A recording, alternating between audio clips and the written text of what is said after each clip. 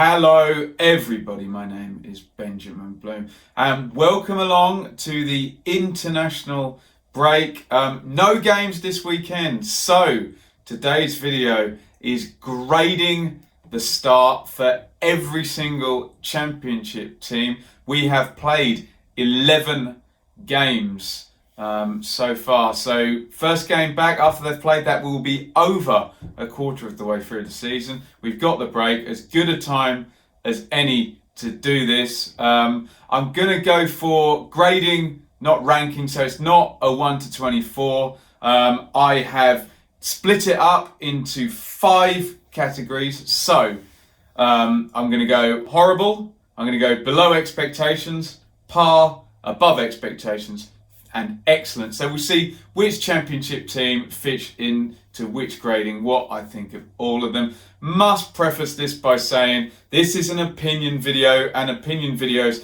tend to bring out the absolute worst in the YouTube comments. It's just a little bit of fun fitting something into 5 characters. If you want to get involved in the comments, then please try and make sensible replies. We do tend to get a lot of insert team commenter support. It's a joke. Why isn't my team higher? That hopefully most of our subscribers on here won't do, but that's kind of a bit dull and a bit basic, isn't it? So what I would love in the comments is for people to do their own gradings. You don't have to do all 24, but if you disagree with me, why not just say why? And say how you would have that team graded. It's just a bit of fun, just a bit of an opinion, but I've fallen foul of this before on YouTube. Anyway, all of that disclaimer rubbish out the way. We're going to go through in alphabetical order, so we don't get lots of top teams with high answers and bottom teams with low, although it's not necessarily going to be the way like that. Let's start with Barnsley. We've got a whole host of teams that begin with B. Barnsley residing 23rd in the championship, 6 points from 11. And as I record, they don't have a manager because Daniel Stendel has just been fired. Obviously, when we're looking at this, we're thinking expectations above or below. They came up from League One, sold a few of their best players, signed a load of younger players. So I don't know how high the expectations were, but what you would have hoped is for a simple expectation for Barnsley that the team continues to take on some of what they did last season and hopefully build on it. That would be the biggest upside. So you would have to say it's at least below expectations or horrible. The results are definitely below expectations. They're in it. If they win a game and results go their way, they're out of the bottom 3, which I think for all the promoted teams, well, just get in there, stay up, and then solidify your status in the division. But given all the business and all of the fallout now over Daniel Stendel, and some people saying he walked and he's fed up of this and he was told this by the owners, and some of the comments and chats I've had with Barnsley fans, I've got to put Barnsley, I'm afraid, in the lowest grade here. Bad start on the pitch, no wins in 10, manager out. Horrible, I'm afraid, for Barnsley. Let's move on to Birmingham. What were the expectations for Birmingham? Deducted 9 points last year. New manager, Gary Monk going out. Che Adams sold. You would expect them to be somewhere around the middle, and that's exactly where they are. Birmingham in 12th spot, so just in the top half. They've been a little bit inconsistent, 5 wins and 5 defeats. Some money spent though. Sunjic looks to be working his way in now. Villalba got his first goal, didn't he? Crowley seems to be playing well. There's been the emergence of Jude Bellingham and Odin Bailey as well. He scored in the last game.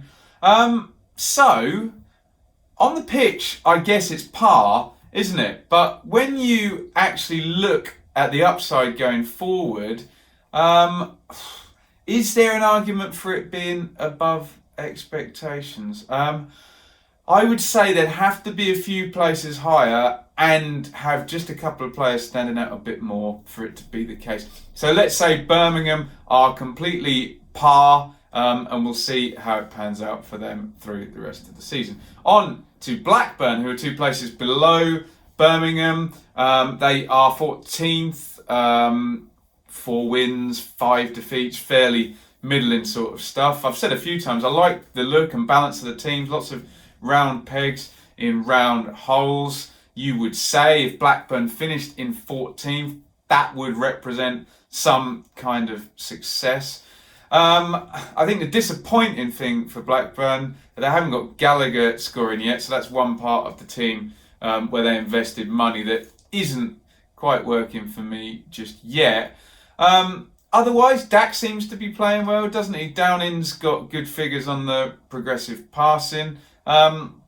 The converted centre-half, left back to centre-half, Williams looks like he's doing okay. It all stacks up very much as par. If we were doing this last season when Blackburn were hovering around 7th, 8th, 9th, it would be above expectations. But I'm not being very positive so far, am I? So we're going to have to go for par as well for Blackburn, right in the middle there. Let's talk about Brentford now, who, outwent Concert during last season, didn't he? Was it the end of the season? I suppose it was the end of the season, wasn't it? Out goes Mopai for big money. Out goes Sawyers. Still though, lots of good players coming in. Norgard, Jensen in the midfield. Benrahma stays and Buemo comes in. Watkins converted up front. Pontus Jansson in at the back. Pinnock in at the back as well to join Jean-Vier and Raya, the keeper from Blackburn. So lots of good players coming in. Still keeping the ball really well. Still high on the possession, high on the XG, chance creation. So I've got to say that Brentford sitting in 17th has to be below expectations so far. They've only scored 9 goals in 11 games as well, and Ollie Watkins has scored 7 of those, hasn't he? So I think most people who study the Championship closely would be disappointed with Brentford so far and expect them at least in the top half and probably pushing for playoffs. So not a great start for Thomas Frank, and we're getting a lot of the not very positive ones out of the way early here. But let's move on. Let's talk about Bristol City, who are 6th and who also sold in the summer. Adam Webster, Lloyd Kelly went. Lee Johnson retooled after losing the first game against Leeds at home. Check out my review of that elsewhere on the channel. And it's gone really, really well since then. So 10 games unbeaten, then 5 wins, 5 draws. The blot on the landscape is the injury to Benik Afobe. That was where the goals were planned to come from. They're taking him on loan from Stoke. He's out for the season. But I would have had them somewhere up, definitely in the top 8 or 9. I think they're actually above expectations, given that Johnson's having to pretty much build a new team. They're not losing, and we haven't had the streaky Lee thing this season, have we? We've only had 1 defeat, so let alone a streak of defeats. So I've got to go for above expectations for Bristol City, retooling the team, staying unbeaten, working now without the striker. I'm going to have to sort that out in January because they don't seem to be going in hard on any of the free agents. So my first positive one, there you go, above expectations. Let's talk about Cardiff City, who are in 11th spot with 16 points.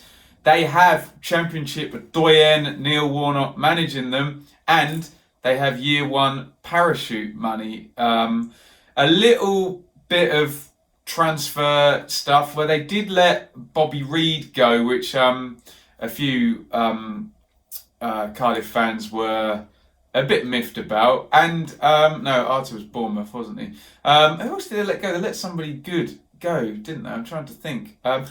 Kenneth Zahor went off to West Brom, although it was a bit mixed when I did my video on Zahor.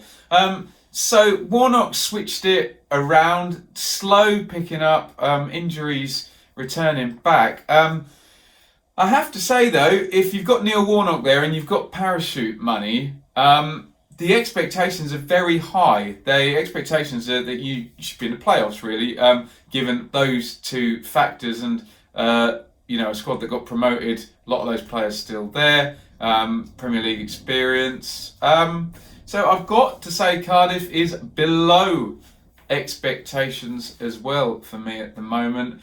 Talk to me about that halfway through the season, because surely they will climb up a little bit higher.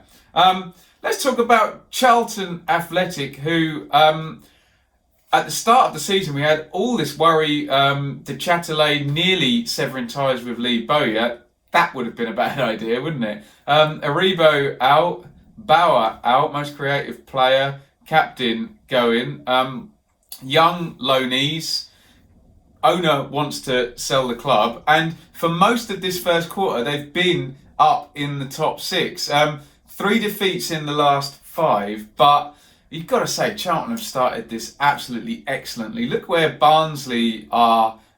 Luton a little bit better, but so Charlton are definitely above expectations, and honestly they're verging on excellent. I think if they were just a couple of places higher and in that top 8, I'd have them at excellent, but strongly above expectations for Charlton Athletic. Great start. Derby County, 13th spot, 15 points. We've only lost 2 games. New manager in there. Loan players from last year that were really good. Wilson, Mount, Tamori, all gone. Off the pitch, crappy stuff happening with Keogh and Bennett and Lawrence. A bit stiff on the pitch. The financial stuff always wobbling in the background with Mel Morris, and constantly spending and trying to make it all add up for the FFP.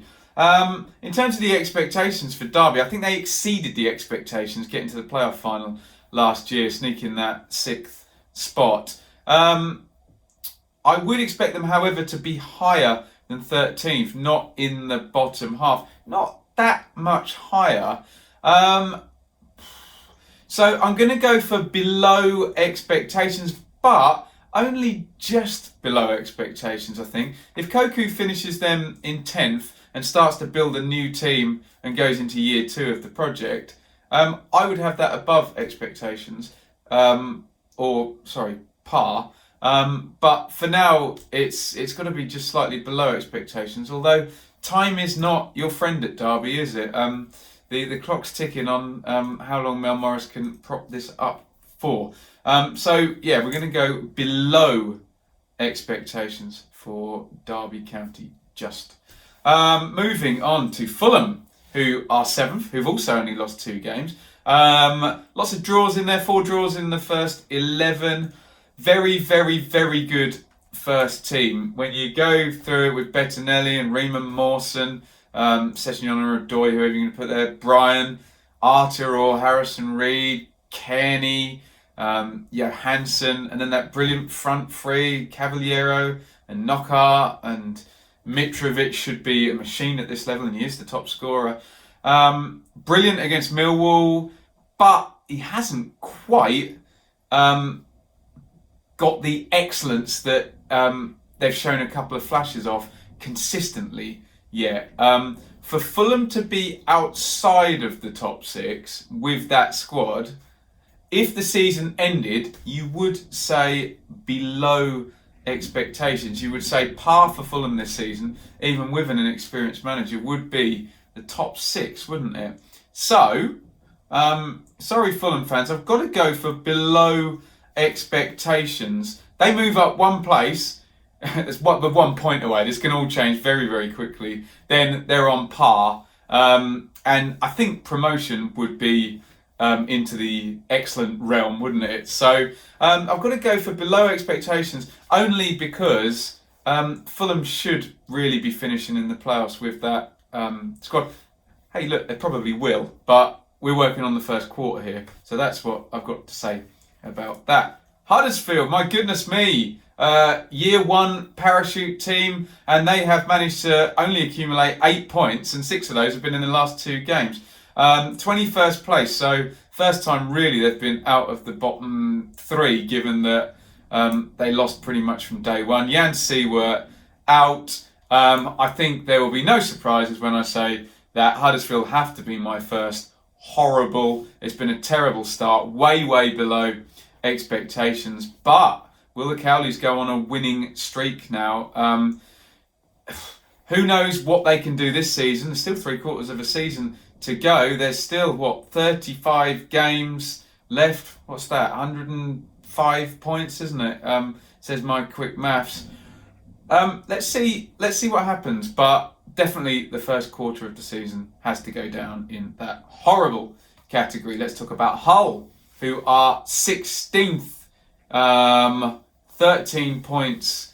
They're managed to retain a number of these good players, particularly obviously Grzycki and Bowen. Although Grzycki, the contract's up at the end of the season, isn't it? Bowen's is too, but they've got the option to extend. So how long those two will be there, I don't know. In terms of Grant McCann coming in from League One and Doncaster, I think, excuse me, I've dropped my pen, I think pretty good for a first time. Shall we give him a par? I don't think you should be in danger of relegation when you've got Jared Bowen and Kamil Grzycki in your team, but I don't think the upside is too much higher than a middle of the table slot there. So let's call Hull par. Moving on to Leeds, who have lost 2 of their last 3 and dropped down to 5th spot. Best defence in the league though, with only 7 conceded. I've seen Leeds 3 times already this season, so I have a fair idea on what I think here. The expectations for Leeds are extremely high because of where Marcelo Bielsa set them last season. So I think for Leeds, if they don't get promoted, then I suspect that will be Bielsa done. I don't know whether he stays on for a 3rd year, whether Radrizzani will be able to persuade him. I would think Bielsa has set everyone up to think that would now be a failure. I mean, when you look at the big picture, he took them straight from, where was he, 13th, wasn't he, the season before, and turned them straight into, the best pressing team, the best passing team, top of all those metrics, but just that soft underbelly and liable to lose strange games away in London when I'm watching, as the myth goes. So I don't think Leeds, we can say, are excellent despite all their metrics, because they need to be in the top 2 for that, which they were up until a couple of games, and they could be in the next game, literally. Oh God. I suppose fifth spot is par, isn't it? We're expecting Leeds to finish there, easy on the eye. I just think Bielsa's ramped it all up here, and there's a chance that you look at those defeats. Who have they lost to? I've seen 2 of them, for goodness sake. Swansea at home, Charlton away, and Millwall away. They could literally have won all of those games if you look at the data on all of them. So yeah, they could be way ahead, couldn't they? So let's say par. Purely on the basis that Mr. Bielsa has set the level so high here. Moving on, we're halfway there. Luton Town. Luton are in 18th. I've also seen Luton a couple of times.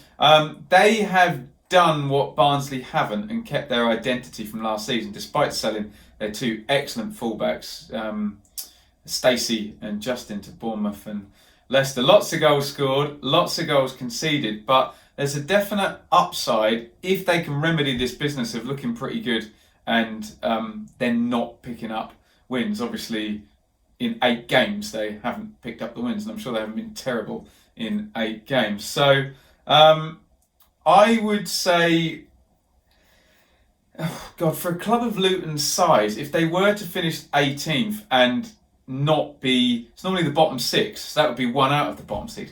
I would actually say that would be above expectations for the season. Get in there, stay in there, get to this new stadium off the M1. So I'm going to be positive with Luton and say above expectations, although they need to, when they're playing well, especially in these home games, they really need to take advantage, don't they? Luton have won a home game, haven't they? Yeah, they beat Huddersfield, didn't they? Right, moving on. Middlesbrough, 20th. Jonathan Woodgate in there, parachute money out, and he's dealing with a team that had been Pulist for 2 years. My expectations weren't actually that high for this. I know Borough were in the playoffs the season before and then on the edge of the playoffs last season. I expected if they were somewhere in the middle for that to be par, to be honest. I know there's still good players there. I think McNair's playing well. Assombalonga is goals in this division. Fletcher had money spent on him. Randolph is always up there with the goalkeepers. So I've got to go with below expectations here. But if they move into the middle of the table and Woodgate starts to get this 4-3-3 thing and this philosophy that he's always talking about going, then that would be either a par or above expectations. But I've got to say for Borough, it is below expectations at the moment. Millwall, 15th. Neil Harris has gone, and he looked like he was building another team with Smith and Budvarsson and Mahoney, Mollenby in on loan, McCarthy in the fullback. Pearce signed on a permanent, Białkowski. It looked like he was off on the next stage of his project, but he's gone as well. Millwall fans mixed about that, although a lot of them saying club legend didn't want it to deteriorate further, overly cautious, all of that sort of stuff. Check out my video on that. 15th wouldn't be a terrible finish though for Millwall. They haven't won enough games, have they? 3 wins, 5 draws, not losing many. This all depends on where they go, the new manager that they get. I'm sure we'll have something announced very soon. I'm recording on Friday, sort of lunchtime.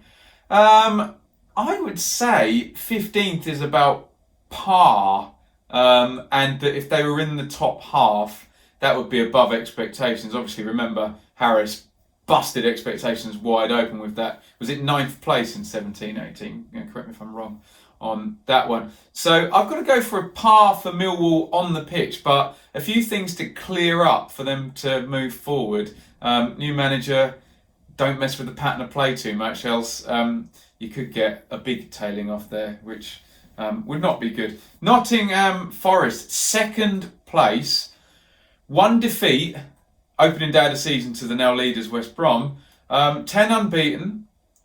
Lamouchi in at the start of the season. Very solid team, very solid selection. Key players contributing well. Lolly Graben. Dawson was kind of the experienced head at the back. I know he's hurt now. Sensible with the transfer window, bringing people in, not bunging 8 of them into the team at once.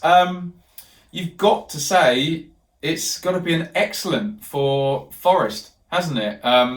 We've seen a lot of people go in there and, they'd be in the bottom half by now, and they seem to have signed a whole new squad every year and, fired the manager every December, haven't they? So, looking good for Forest, and we've got to say on the first quarter, God, if they were to finish second, that would be a hell of a play for Forest, without parachute money and with a bit of a history of slightly interesting ownership. So let's go for an excellent for Nottingham Forest. Moving on for Preston, who are in 3rd spot with this ungodly stat of this 20% of their shots they've scored from. They're finishing incredibly. Their top scorers in the league with 23, having just bunged 5 past Barnsley this past game week. They're in 3rd spot. They've only lost 2 games, and they're matching their really good home form with serviceable away form. And if you've got really good home form, all you need is serviceable away form. So yeah, really good job by Preston so far. And if they finish 3rd, that would probably eclipse whoever finishes first or second, unless someone comes from absolutely nowhere. So we've got to go for another excellent here and say Preston's first quarter has been absolutely excellent. Daniel Johnson on fire, rotation, different players coming in, Barkhausen, Bowden, Harrop, Maguire, Pearson and Gallagher, Johnson rotating those deeper midfield positions, solid at the back with 12 conceded is the most in the top 5. No, it's not. West Brom conceded more. Solid at the back. There we go. So we're going to go for an excellent for Preston North End, which leads us to QPR, who are in 9th spot with 19 points. Couple of defeats in the 3-game week.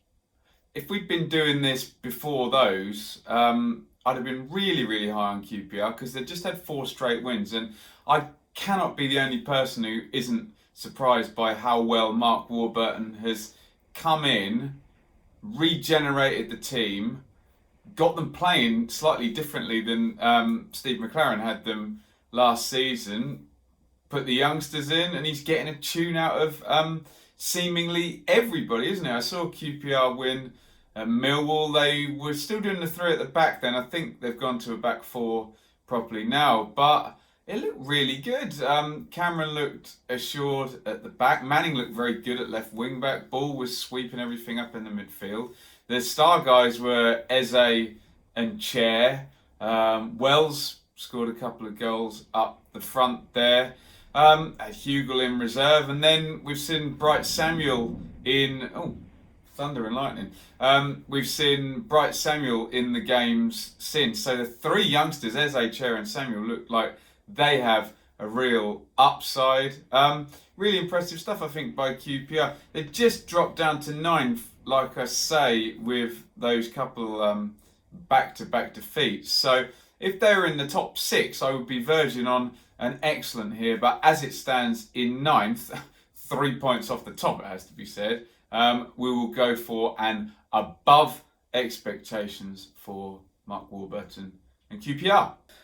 Reading are 22nd, and I saw them lose 4-1 at home to Fulham 2 game weeks ago in the midweek, in the middle of the 3-game week, and they have yet again fired their boss. So this is a bit of a mess now because he'd come in December, got them clear of relegation last season, started to build his team, not won in 7, and now off they go again. I'll repeat, I'm recording on Friday afternoon, so if someone's been hired by the time you're watching this, I don't know about it yet. But yeah, we've got to say horrible because they're in the relegation zone, and you always have that possibility that changing the manager is going to make things way worse before anything gets better. If they were 1 point further up and hadn't sacked their manager, we'd be probably around par. But remember, they did splash on Puskas and Yao, so definitely a negative assessment for Reading's first quarter there, so we'll go with horrible.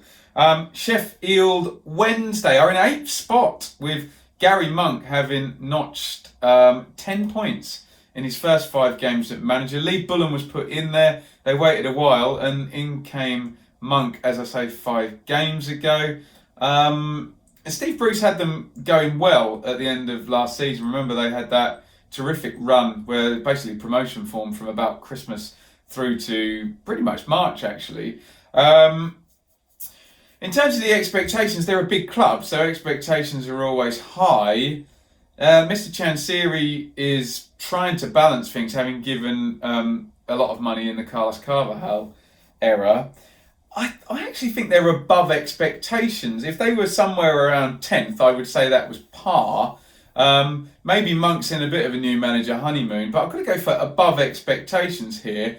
You just look at all those staid championship players. Lees, Fletcher, Bannon is excellent, Reach is excellent. Borno's looking pretty good in the back, Westwood in goal. If those lots stay fit and they just have a decent game plan, like Monk had at Birmingham, nothing too flash, but they could do well here and exceed all our expectations. Let's go above expectations for Sheffield Wednesday. 4 more to go. Stoke, wow. I think we all know where this one is going. 11 games, 1 win. Nathan Jones still there. The win in the last game. Second year parachute team. Bet365 money. How can you say anything other than an absolutely horrible start for the season? Whether it's all Nathan Jones's fault or players collapsing in games and fragility in the mindset and the performances, individual mistakes, whatever, it's been horrible, and I don't think anyone can really disagree with that. What really interests me is do they come out of it? Do the metrics start to add up and Stoke actually, with Jones, push up the table, and then you look at next year, okay, because his Luton team were very, very good, weren't they? Swansea, 4th place. Swansea outside the playoffs last season, 21 points here. Brilliant start to the season. Really seamless handover from Graham Potter to Steve Cooper. Shifted some players out, raised some money, cut some wages. We're able to actually get Baston Borja and Andre Ayew onto the pitch. It's definitely good, isn't it, for Swansea? A bit of a fall away since the last international break. What's that? 5 points in the last 5.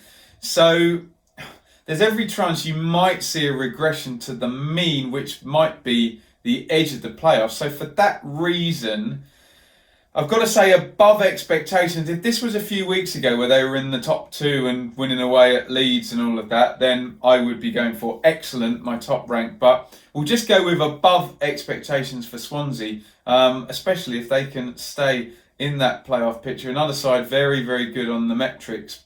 But I do just worry about this recent little tail off, more so than I would worry about the one at Leeds. Above expectations, Swansea.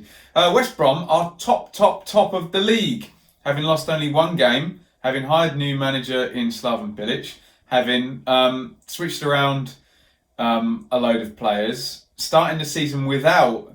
Remember last season it was all Gale, Barnes, Rodriguez. That's it. That's the plan. Let's go for this. They've got none of those, and now you're looking at players like Pereira, Diangana with Phillips there, and Kravinovic across behind either Charlie Austin.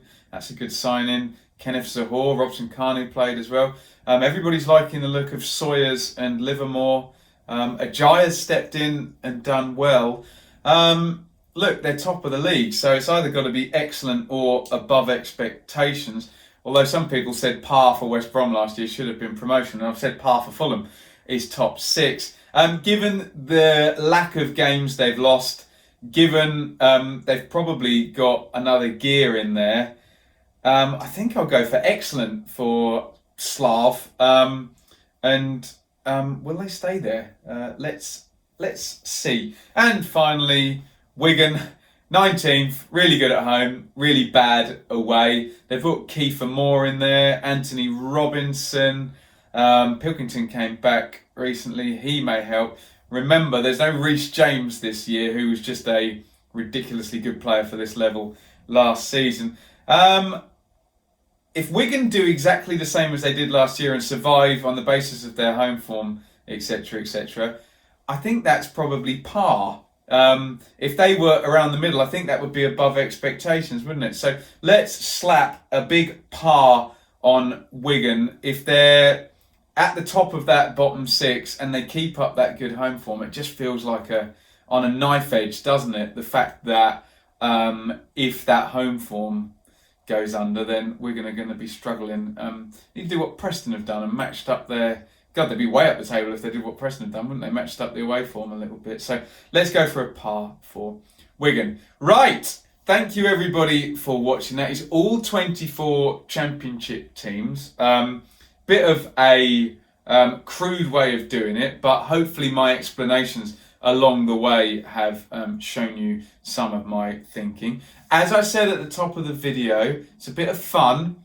It's an opinion. It's based on 11 games in. I could do this 13 games in and probably come up with some different answers. For example, I don't know, if Bristol City went top of the league, they won the next two, I would be on excellent, wouldn't I? So it moves very quickly. So if you want to get involved in the comments, which I'd like you to, just bear that in mind. If you're a Birmingham fan, don't yell at me and say, "Oh no, you got it way wrong," rah rah rah.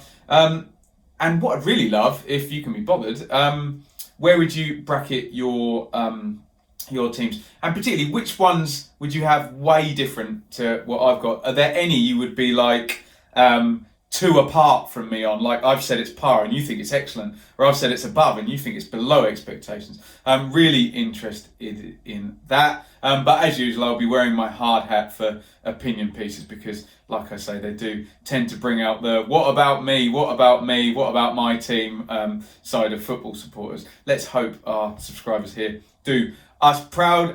Let me know any other ideas for pieces over the international break. I've got a few ideas up my sleeve, even though my sleeves are rolled up, so we'll try and get some more content out possibly tomorrow or Sunday. Thank you everyone for watching. Follow me on Twitter at Benjamin Bloom. Subscribe, ring the bell for notifications, and help me out on Patreon if you would like. This will always be free on YouTube, but how I would love to be able to do this full time, and that might need a little tickle and a little bit of help while the subscriber base builds up on here. So patreon.com/Benjamin Bloom. Get involved in those comments, keep it sensible, and we will see you very soon. Over and out.